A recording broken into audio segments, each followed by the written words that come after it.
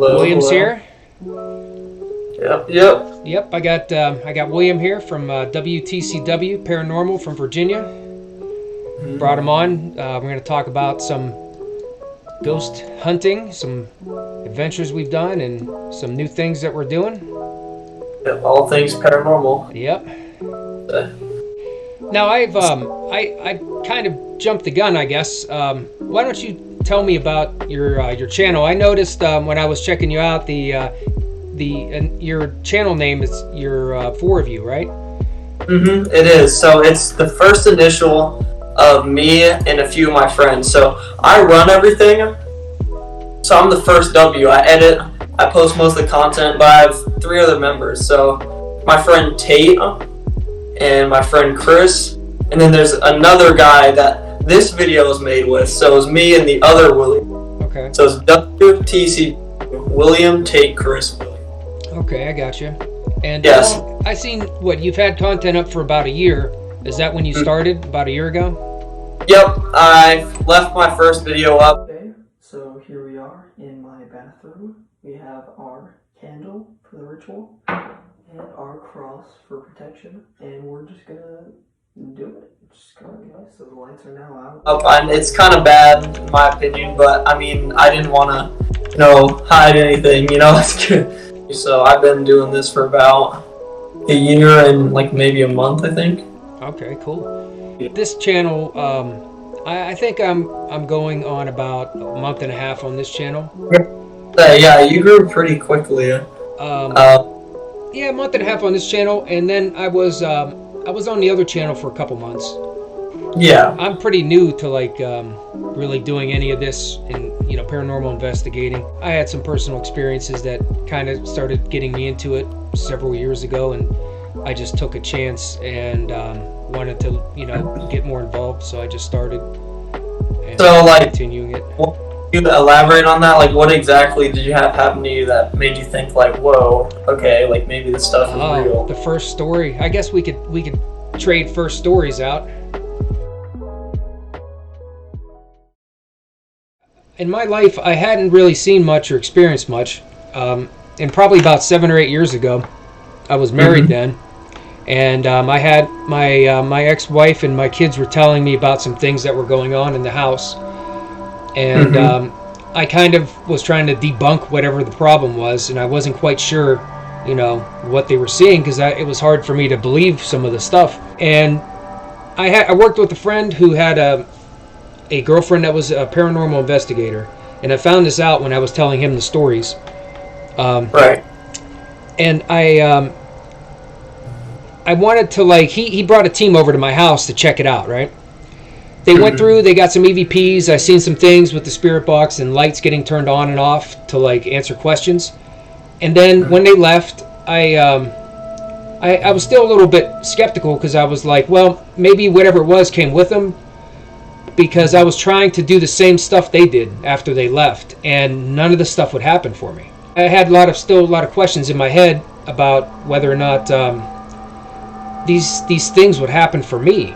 And I tried my own investigation of my home, and my one son was with me. We turned off all the lights and the breakers. This was on a Halloween, probably about 7 or 8 years ago. I used my phone to record on, and I had it sitting on the countertop, and I had an EMF detector, and we were just asking questions to see if anybody was there. And I got some weird spike on the EMF detector, which was full sweeps on the EMF, back and forth, back and forth, back and forth. And I was like, wow, that was interesting, because the breakers were all off for the house. There was absolutely nothing putting off the power. Right. And my phone wasn't doing it. So I verified that. I checked it with the phone after I saw that, and I'm like, my phone didn't do it. And then the rest of the night, nothing happened. We didn't hear anything or see anything. So then I kind of didn't put much weight into that investigation. I was like, well, nothing really happened as far as I was concerned. And then 2 months later, I was going to pick up at the time, my brother-in-law, and I dialed his number on my cell phone. This is the same phone I used that night to record the audio. And I was waiting for the call to go through. And before the call connected, this was the most insane thing. This is what drew me in. I was hooked. there was a voice spoke to me through my phone. It sounded like a robot, and it said, "Hello, Michael." I mean, the voice was really robotic-y, but the "Hello, Michael" was very clear. And that's when I was like, holy crap. I'm like, what was that? And then, in my stunned silence, the call then went through. And I was just sitting there like stunned. I'm like, and my mind went back to that moment when I had my phone there and the EMF detector. And I'm like, something happened, and somehow something is now talking to me through my cell phone. My first ever experience, when I was a kid, probably, like, I think it was the second house I ever lived in. I was like maybe 7 to 11, I'd say, about. So not to overshare, but essentially what was happening was the 2 previous owners died in it. Oh, alright. And so for the first few years, it wasn't anything crazy. But I think maybe when I was around maybe 9, things really started picking up. So essentially, some of the first memories I have, so I had a bedroom, so it was two stories. So if you walk up the stairs and look to the right, all the way at the end of the hall, there was my room. The first little red flag, I've never really had nightmares, like, ever. Like, I've never really had a problem with that. So, like, for a few months, I'd have really bad nightmares of things walking up there and walking towards my room and that type of thing. But at the same time, it's like, I was younger, so I was just a kid, and that happens. But when it starts actually getting weird was I would have this thing where I'd wake up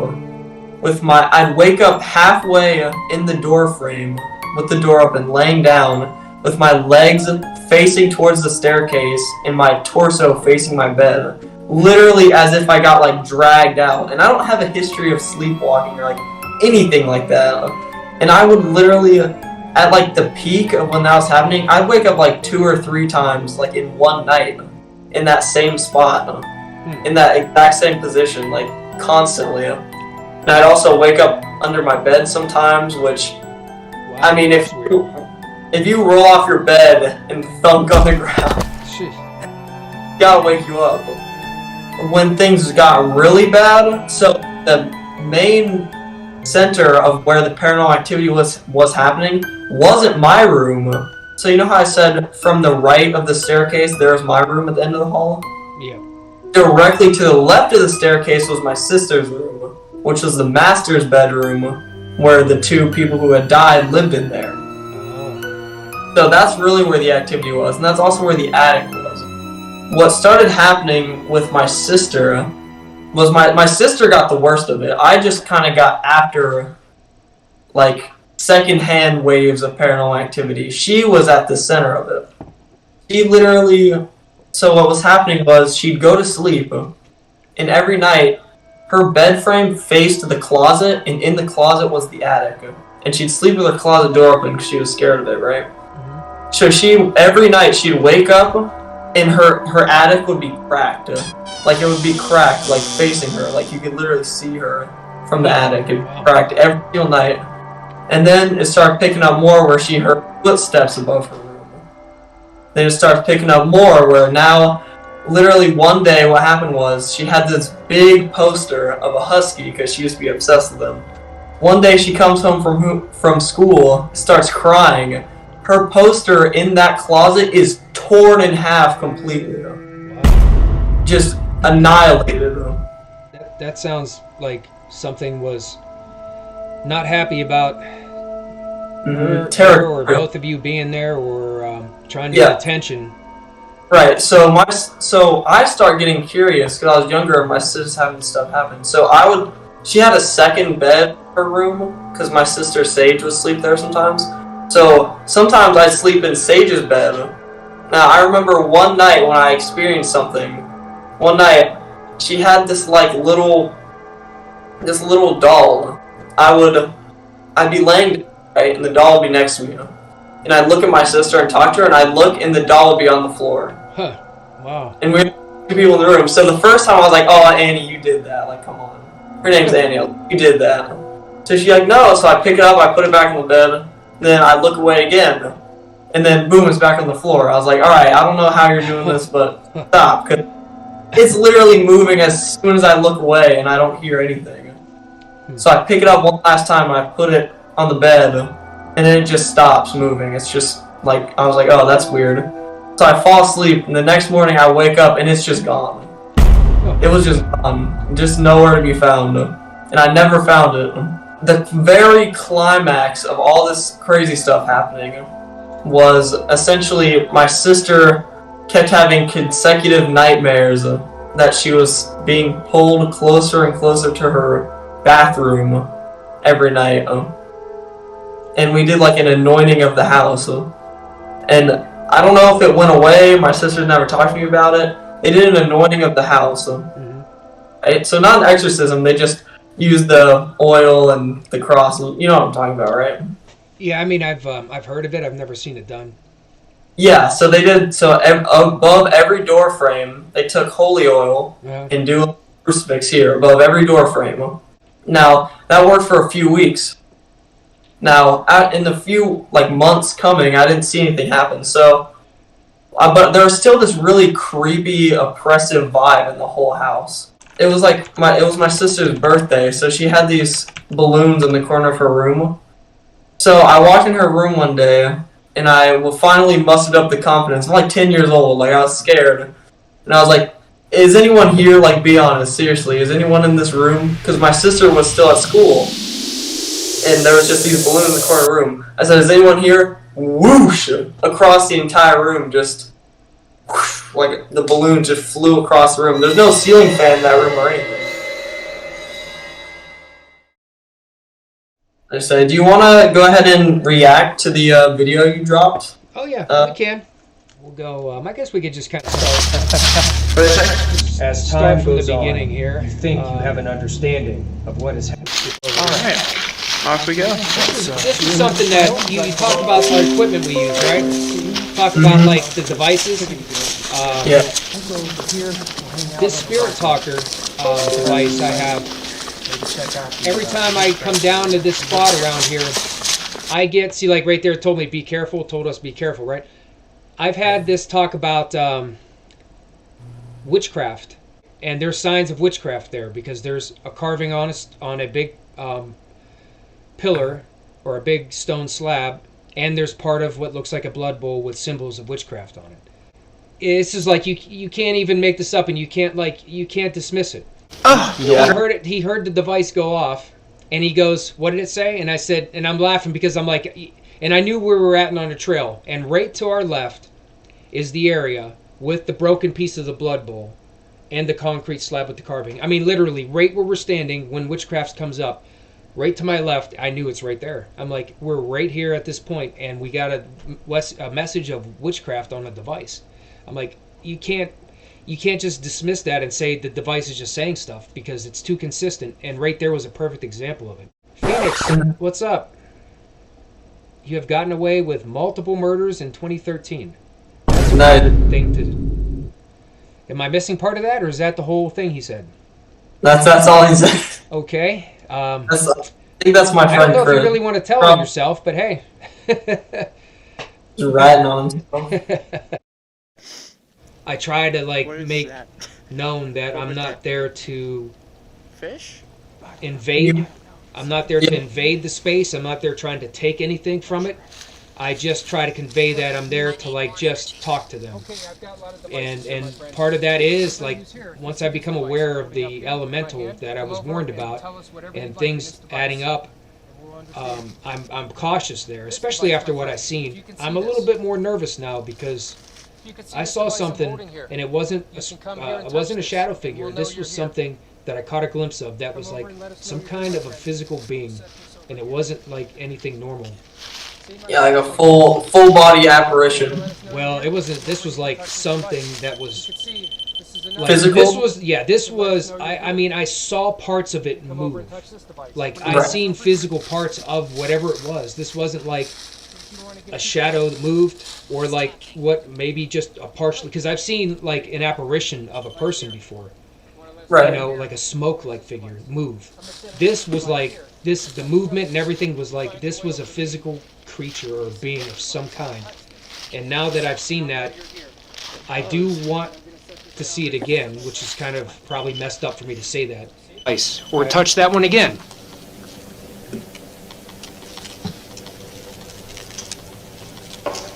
Ooh. Did you hear that Wow. knock? Did you hear I that? did. Yeah, if you listen, you can hear stuff. Like, I heard stuff fall after the knock, too. Like, whatever hit broke. Like, pieces, like, kind of sounded like other pieces shattered off. And, you know, that was, like, literally, I would say 20 to 30 yards, maybe, just across the ravine up this hill. I mean, that was right there on the hillside by us. There's my rat cat. Did you see him back there? Yep, back there. Is that a? The pantsless Is that a cat or is it a ferret? No, I call him the. I nicknamed him. I always give him nicknames, and now I call him Rat Zass. I thought he was a ferret because he's Got, like, gray. no hair on his butt. My cat's been pestering me the whole stream. Like, I don't know if you noticed me looking down. It's because she keeps trying to climb on me. She's clawing my legs. That's Jimmy. I've got 2 cats. That's one of them. But he lost a lot of his hair, and it was all around his like hind end. So it looks like he's got this rat butt. So I call him Rat Cat. I have a cat named Allie, and we named her that because she's literally a street cat that we found on the street and adopted. So she's an alley cat. The other one's Timmy. I got Timmy and Jimmy. I named them after the South Park kids. There he is, the biggest ferret you've ever seen. with no pants. I call him No Pants. Jimmy No Pants. Poor kid. Yeah. He's got to grow that hair back. Ah, there she is. Oh, joint investigation? Yeah, I tell you, that would be cool. I mean, we talked about it, but, you know, that's something that he's in Virginia. They're in Virginia, so, I mean, we got some distance. Yeah. But, I mean, at some point, that'd be cool. I wouldn't mind doing that. Yeah, maybe at some point in the future, you know? Yeah. Question: how do you leave the negativity there? Like, what do you mean negativity? Like leave without the negativity attaching to you? Yes. Yeah. It's okay. Well, from what I've heard from other paranormal investigators, there's like 2 routes you can go to get spirits off you if a particularly nasty one attaches to you. I've seen people do like the Catholic way, where they get like blessed by a preacher, they get the holy water, like that whole thing. Or you can do it the other way, where you can use like kind of other methods of protection, like Sage. and like sage, burning sage around you and your home, and you know, blessing your house with just old remedies like salt and stuff like that. Now, I haven't had to do either of those personally, but if it makes you feel any better, I do have sage, holy water, and several crucifixes. They're just all in my closet.